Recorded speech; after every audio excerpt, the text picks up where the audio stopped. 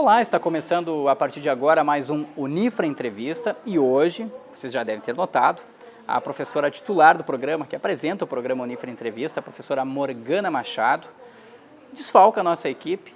Ela está com uma conjuntivite e desde já a gente deseja uma pronta e rápida recuperação da professora Morgana. Por esse motivo, eu estou conduzindo o programa de hoje e o nosso tema na edição de hoje é exatamente sobre as manifestações dos dias 13, 14 e 15 de março, que mobilizaram muita gente aqui no Brasil. Neste primeiro bloco do programa, a gente conversa com o professor do curso de Direito do Centro Universitário Franciscano, Paulo Ferroni. Desde já a gente agradece a sua participação aqui, o seu convite, ou melhor, o nosso convite, professor. E eu gostaria de começar perguntando já para o senhor, de que maneira o senhor conseguiu entender e avaliar de forma crítica os movimentos que se sucederam no dia 13, 14 e 15 de março, na sua opinião? Bons e ruins. Por que isso? Bons naquilo que eles representam uma espontaneidade, uma preocupação do povo com relação às mudanças que o país merece, pelos novos tempos que estamos vivendo. No entanto, preocupantes, por conta de quanto elas não foram espontâneas e foram induzidas com propósitos absolutamente inversos do que o povo pretende. Reforma política, reforma eleitoral, reforma tributária. O que se quer quando se estimula e se impede e se anula a espontaneidade e que se estimula a participação orientada, manipulada, com vistas não ao progresso, não à evolução, mas à manutenção de um status quo ante. Isso me preocupa. E com vistas a que propósitos? E propósitos em favor de quem? Isso me preocupa. É um governo da esquerda, é um governo progressista, sim, a exemplo da Argentina, a exemplo da Venezuela e outros tantos da América do Sul. Mas por que não se fez isso antes? Por que não se insurgiram antes? Por que movimentos não aconteceram antes? Havia uma espontaneidade, mas em muitos momentos da nossa história o que a gente percebeu foi mesmo movimentos que foram induzidos e estimulados. Isso me preocupa. Professor, até para o telespectador que nos acompanha e que possa ter o discernimento, o senhor coloca essa questão, né, da manipulação e também da legitimidade, né, da espontaneidade das manifestações. Mas para o cidadão comum, que muitas vezes não acompanha todo o processo político que acontece no nosso país, de que maneira ele pode avaliar, até que certo ponto, as informações que chegam até ele são informações manipuladas, ou até que ponto também aquilo que a população fez nesses dias teve algo de espontâneo, teve algo de original? Gostaria que o senhor falasse sobre isso para a gente. Essa tua pergunta me traz à discussão uma questão. Por que o cidadão não participa? Por que o nosso sistema político é assim? E a reforma política tende a mudar isso. E muitos não querem. E está emperrada no parlamento há muito tempo a reforma política. Por que o Plano Nacional de Participação Social de 2014, de maio de 2014, não vingou? É uma lei, é um decreto da presidente que não vingou por força do parlamento, da maioria do parlamento, onde permitia e estimulava e regulava a participação popular nas nossas instituições. Isso não foi divulgado. O parlamento acabou com isso e o povo que teria esse acesso não teve. Me chama a atenção, por que o povo não tem acesso quando pode ter, quando tem instrumentos para isso, mas parece que há uma vontade de que o povo não participe de todo o staff administrativo e político. Nós deveríamos participar, sim, de todo o staff do Executivo e de todo o staff do Legislativo, mas nós não participamos e tu falaste muito bem. O povo não participa. E nós temos uma história de não participação, nós somos reféns do voto. Nós vamos lá, votamos e aí tudo se acaba. Mas e a nossa participação diária, legitimada, consciente, estimulada, estudada, aquela que tu todo dia compreende e entende? Nós não temos. Aí nós recebemos informações e aí me preocupa a participação e o papel da mídia brasileira. Lembra que em 1938, Orson Welles, em 30 de outubro de 38, na rede de rádio americana CBS, divulgou que havia e que estava, por 60 minutos, acontecendo uma invasão de marcianos na Terra. E aquilo foi dramatizado ao extremo, com todo o requinte da mídia daquela época. E as pessoas se sensibilizaram com isso e muitas, milhares de pessoas fugiram daquela região. Para te ver que isso se transformou num caso clássico de manipulação da mídia. Então, me preocupa muito porque a comunicação no país é um patrimônio público, é um bem do brasileiro e de todos os outros povos. E ela está na mão de quantas pessoas, quantas famílias no país? A mídia brasileira está na mão de 7, 9 famílias, me parece, e ela controla, e ela ordena, e diz, e determina o que ela bem entende. E o que eu tenho percebido, Rogério, é que a cada dia, todo santo dia, depois, antes das eleições, desde a Copa, desde muito tempo, desde a primeira eleição da Dilma, a Copa do Mundo ia ser uma catástrofe, ia ser um horror, e depois disso não pararam as notícias ruins. Parece que a gente não tem nada de bom. E se estabeleceu um clima de intolerância política e de ódio, que as pessoas rompem amizades, famílias se dispersam, param de conversar por conta desse acirramento e desse ódio, essa intolerância política e desse bullying político com a criminalização de alguns partidos por parte da mídia, diariamente. Sim. O senhor consegue ver diferença entre aquilo que aconteceu na sexta-feira, dia 13, e também naquilo que aconteceu no domingo, dia 15, em relação às manifestações, sejam elas de repúdio ou apoio? Até para situar também o nosso telespectador, eu gostaria que o senhor explicasse isso para a gente. A mim, parece que a manifestação do dia 13 foi estimulada pelas redes sociais, noticiada pelas redes. Os cidadãos foram convidados a participar e foram. A do dia 15, esta não. Esta não foi pelas redes, não foi da iniciativa de múltiplas origens. Ela teve uma iniciativa, a grande mídia. Ela estimulou o tempo todo. Qual foi a manipulada? Qual foi a que houve estímulo para que as pessoas participassem com propósitos que a gente desconhece? Esta é a questão. Então, me chama a atenção essa diferença. As pessoas que participaram de uma e as de outra. A mídia divulgou que as pessoas que participaram do dia 13 foram poucas pessoas, quando, na verdade, foram muitas. Reduziram o número de participantes na do dia 13 e aumentaram o número de participantes na do dia 15. Por quê? Para valorizar aquele momento, mas em nome de quê e de quem?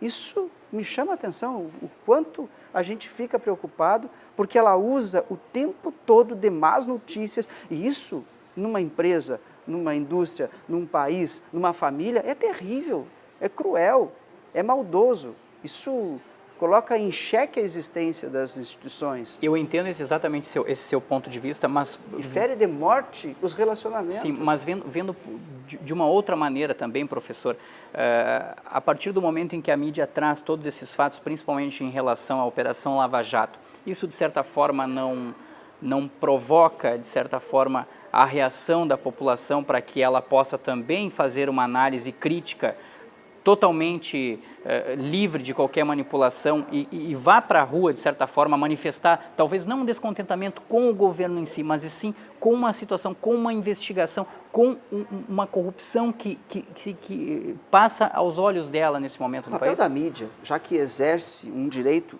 que é do povo, que é a informação, a comunicação, é um patrimônio público, por isso que ela recebe uma concessão. Elas são concessionárias desse direito, é divulgar com isenção. Propósito básico, todo acadêmico do jornalismo aprende isso, ser isento, ser ético. Né? Agora, o que aconteceu com a Operação Lava Jato?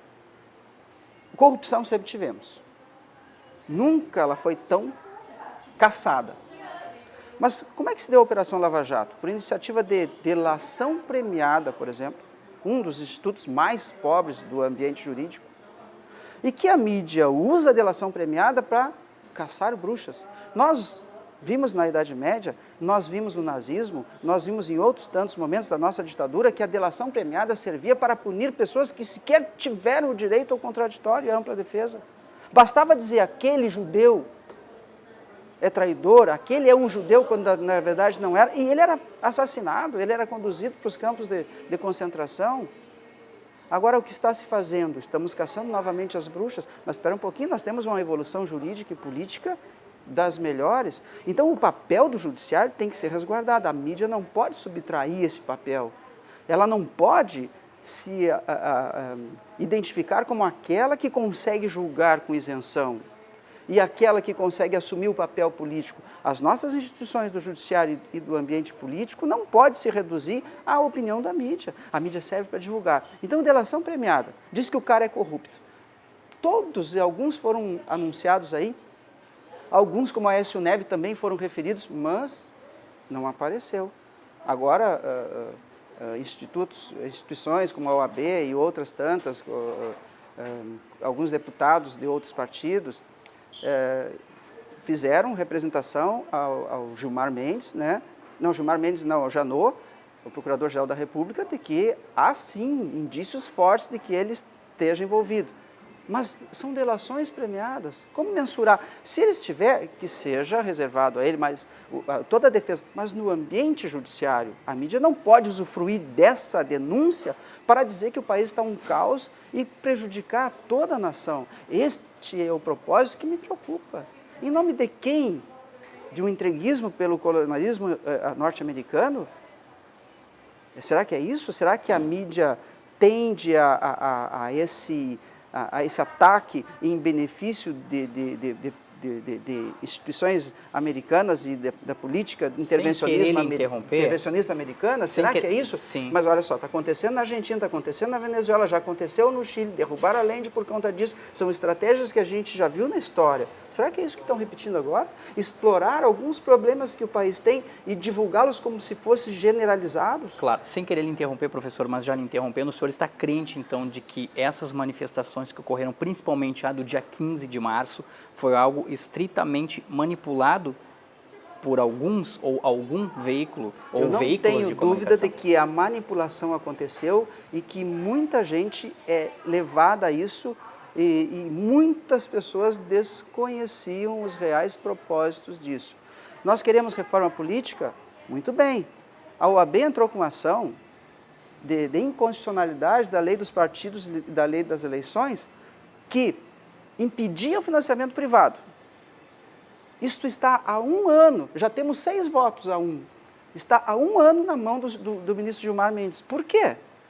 Reforma política está ali, não, impediria nas eleições passadas o financiamento privado, que é um grande problema para o país, de empresas privadas sustentarem, mas isso não passou. Não passou no Congresso, no Parlamento e não passou no Judiciário, porque está nas mãos de um ministro esse voto que, se ele tivesse votado, mesmo que fosse contra o pleito da OAB, a reforma política estaria acontecendo, nós não teríamos financiamento privado de campanhas. Por que ele está há 1 ano sentado em cima desse processo? A OAB entrou com a representação no CNJ justamente por isso, por improbidade dele, tendo em vista que ele não se manifesta com que ideais, com que propósitos.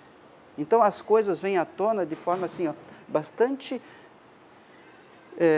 distorcida ou misteriosamente apresentadas quando importa, e quando não importa elas são escrachadas e também apresentadas como se verdades absolutas fossem. Eu digo o seguinte, se alguém te disser que tu é corrupto, que tu desvia dinheiro, isso não é uma verdade enquanto não se provar. E o ambiente correto é o do judiciário. Nós temos o judiciário, nós temos o Ministério Público, e é eles que nós pagamos para que esse ambiente faça a justiça. Mas nós não podemos pedir que um grupo de televisão, de rádio, de jornais, faça a justiça em nome das nossas instituições. Não há país que subsista a isso. Eles são preparados para isso. E o ambiente político, o parlamento, é o ambiente que se reserva à qualidade da discussão política. É ali onde todas as vozes são ouvidas. Agora, não pode a imprensa subtrair esses espaços e se achar dona disso e dona da verdade. Em nenhum momento, então, para o senhor, houve manifestação espontânea da população? Com certeza, as pessoas se indignam porque elas imaginam que isto é uma universalidade e que estamos vivendo um caos. Sempre vivemos essas corrupções, só que agora elas estão sendo divulgadas. Me lembro uma vez, nos governos de direita ainda, Lazier Martins fez um discurso maravilhoso contra uma proposta de CPI, né? Por conta de alguma improbidade do governo federal, enfim, e ele achou aquilo um absurdo, que queriam desestabilizar o país, e a mídia caiu em cima disso, né? Acabando com aquela CPI, porque aquilo é um horror, ia desestabilizar o país. Agora, o que a mídia faz? Ela fomenta qualquer denúncia, e muitas delas infundadas. Quantas a Veja publicou e são infundadas? Quantas supostas verdades caíram por terra? Quantas mentiras foram denunciadas como verdades fossem? E muito se influenciou na campanha política passada. Esse acirramento de ânimos é prejudicial ao país. As pessoas estão rompendo amizades por conta dessa intolerância, desse ódio crescente que a cada dia está nas nossas casas sendo disseminado a conta-gotas. E a baldes, eu já penso. Tá certo. Este é o ponto de vista do professor Paulo Ferroni, professor do curso de Direito do Centro Universitário Franciscano. Professor, eu agradeço muito a sua participação aqui no programa Unifra Entrevista. E deixo já o convite que no próximo bloco nós temos um outro entrevistado, também para falar sobre o mesmo tema. Hoje a gente debate o tema sobre as manifestações que aconteceram nos dias 13, 14 e 15 de março, algumas a favor, outras contra o governo federal. O programa Unifra Entrevista faz um intervalo agora e volta depois dos comerciais.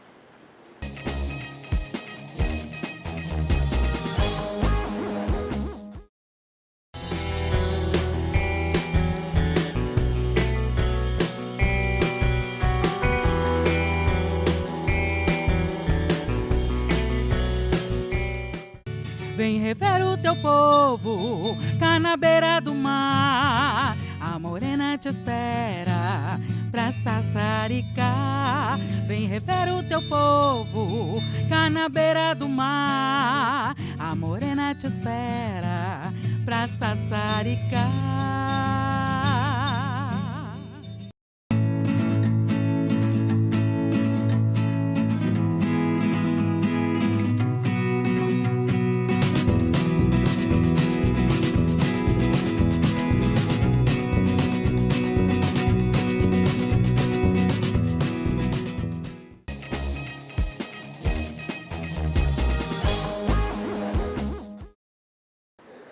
Estamos de volta aqui no canal 15 da NET com o programa Unifra Entrevista. E eu lembro mais uma vez que a professora que apresenta esse programa, a professora Morgana Machado, hoje desfalca a nossa equipe porque está com uma conjuntivite e mais uma vez desde já a gente deseja uma pronta recuperação para ela, para já estar no próximo programa. O nosso tema hoje é sobre as manifestações que movimentaram milhares de pessoas no Brasil nos dias 13, 14 e 15 de março. E neste segundo bloco a gente conversa com o professor do curso de Economia do Centro Universitário Franciscano, o professor José Maria Pereira. Professor, seja muito bem-vindo, muito obrigado por ter aceito o nosso convite. Eu que agradeço a oportunidade. E eu quero perguntar para o senhor também, nós já tivemos o professor do curso de Direito, o professor Paulo Ferroni, no primeiro bloco, falando e expondo os pontos de vista dele. Eu gostaria que o senhor colocasse os seus agora.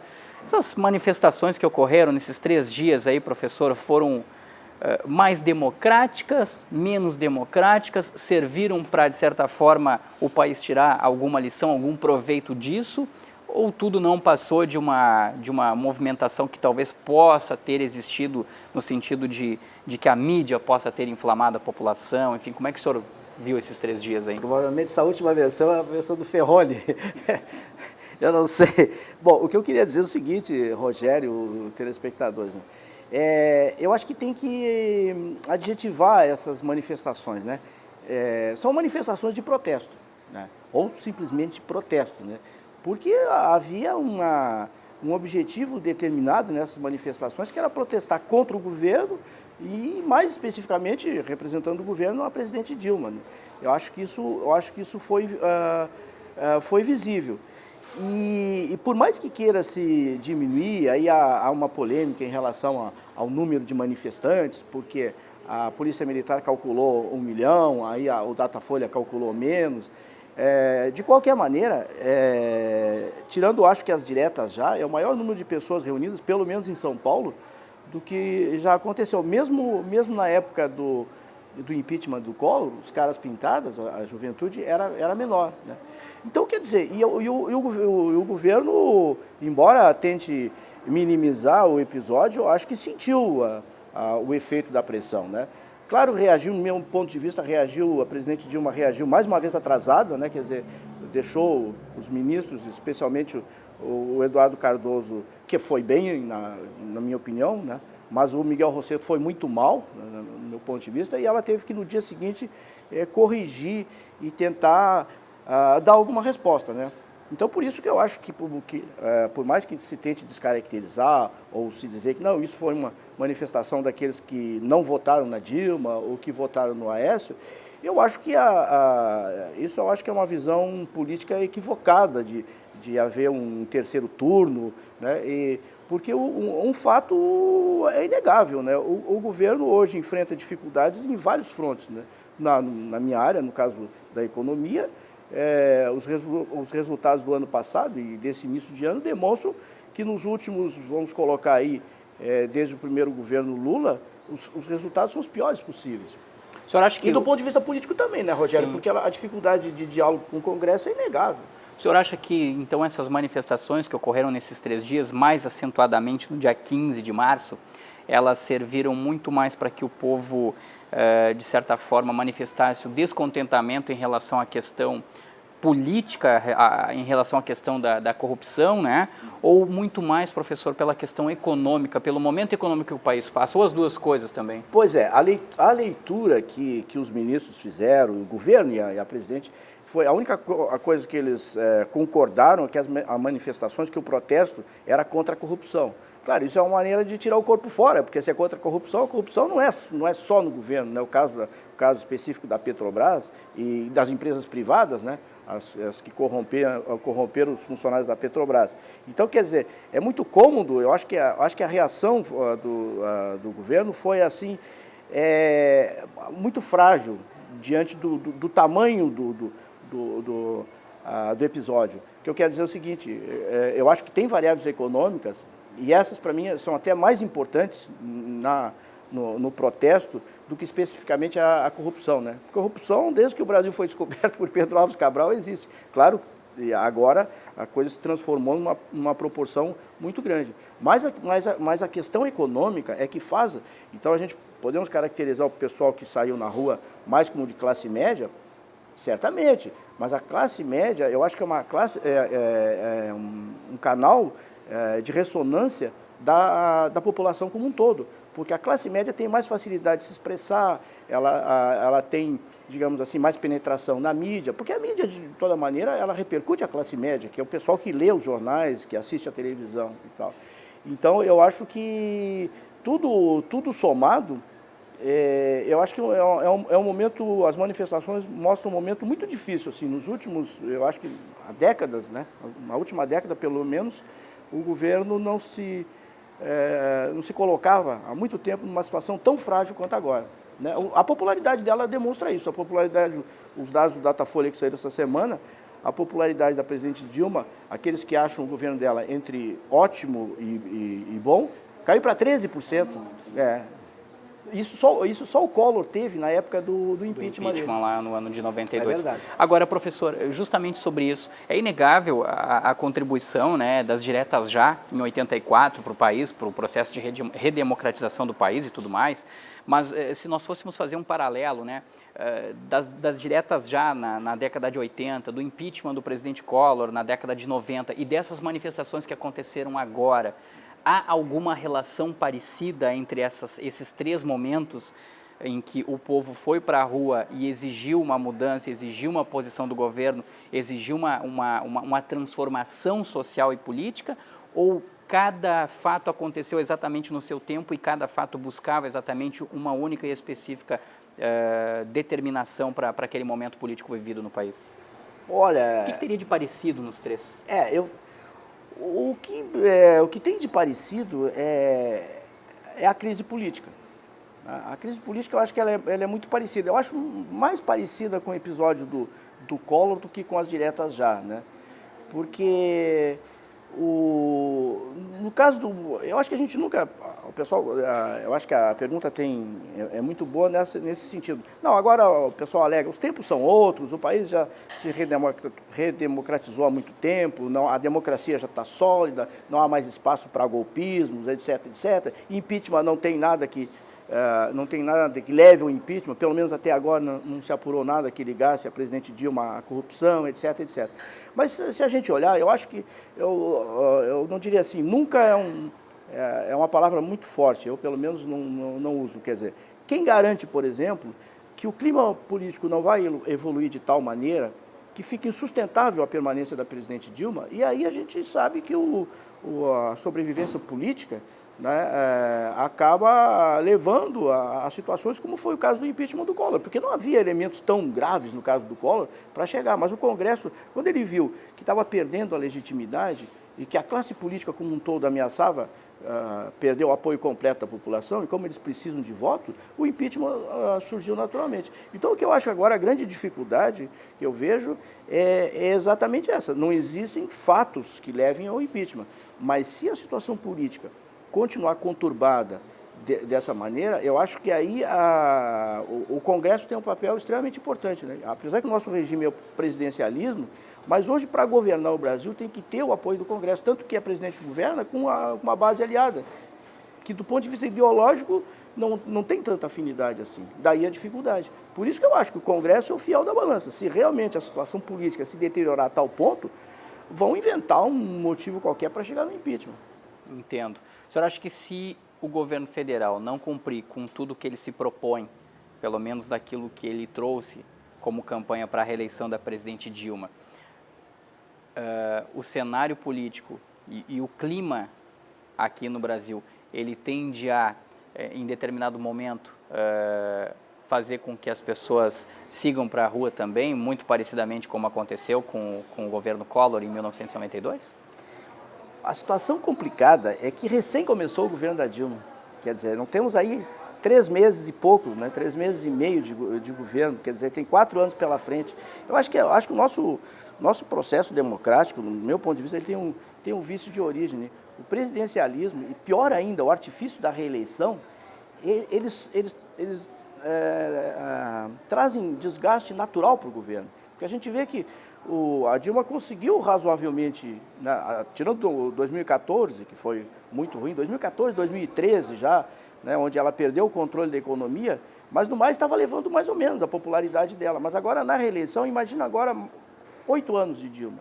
Então acho que essas manifestações revelam desgaste desse artifício que eu acho que não deveria existir, que é o artifício da reeleição.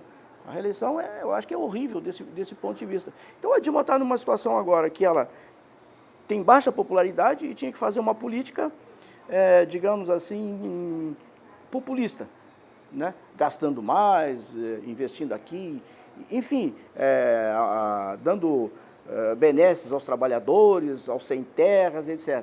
E ela, porque ela já ultrapassou todos os limites de gasto, ela vai ter que fazer o contrário, né? Ela vai ter que apertar o cinto, nesse caso.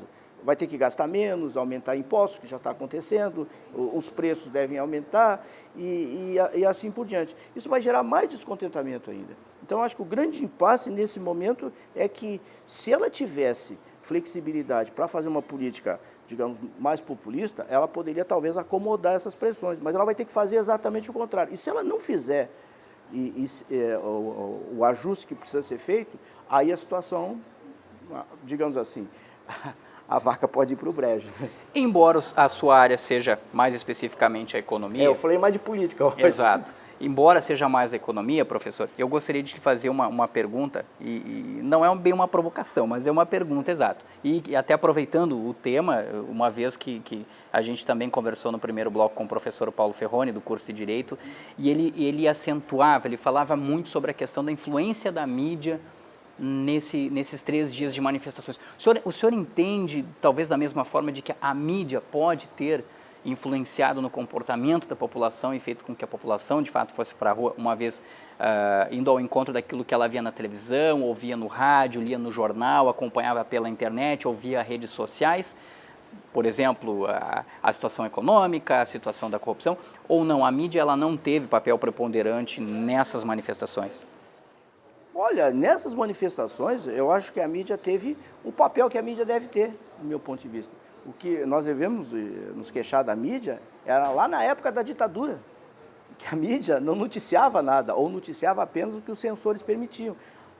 Isso sim nós devemos nos queixar na mídia. Hoje, quando a mídia repercute os fatos, o que acontece na sociedade, quer dizer, eu acho que ela está cumprindo exatamente o papel dela. Eu acho que essa ideia, acho que existe assim ainda uma, digamos assim, eu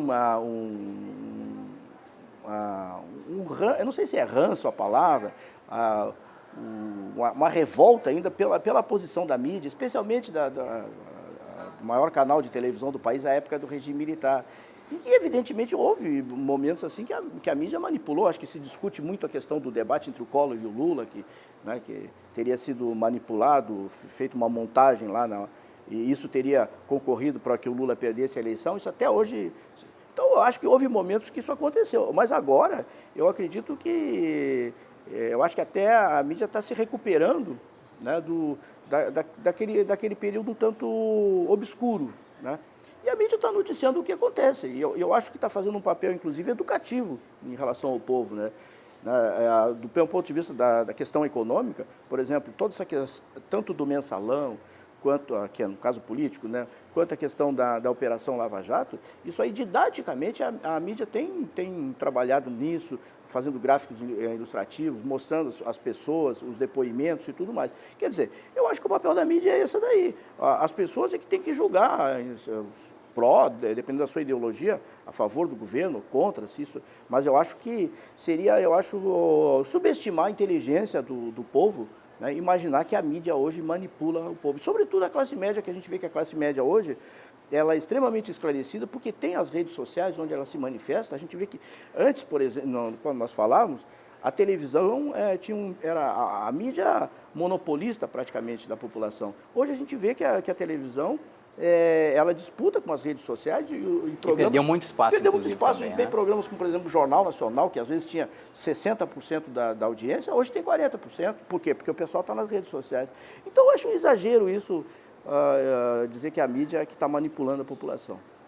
Professor José Maria Pereira, do curso de Economia do Centro Universitário Franciscano, muito obrigado pela sua participação aqui no programa Unifra Entrevista. Sempre um prazer participar. Tá legal, a gente agradece. E o Unifra Entrevista, então, fica por aqui. O programa volta na semana que vem. Lembrando que, tomara, né, com a professora Morgana Machado, já recuperada aí de uma conjuntivite que fez com que ela se ausentasse do programa nessa edição. O Unifra Entrevista, então, fica por aqui. A gente volta na próxima semana. Um grande abraço e muito obrigado pela sua audiência. Até lá.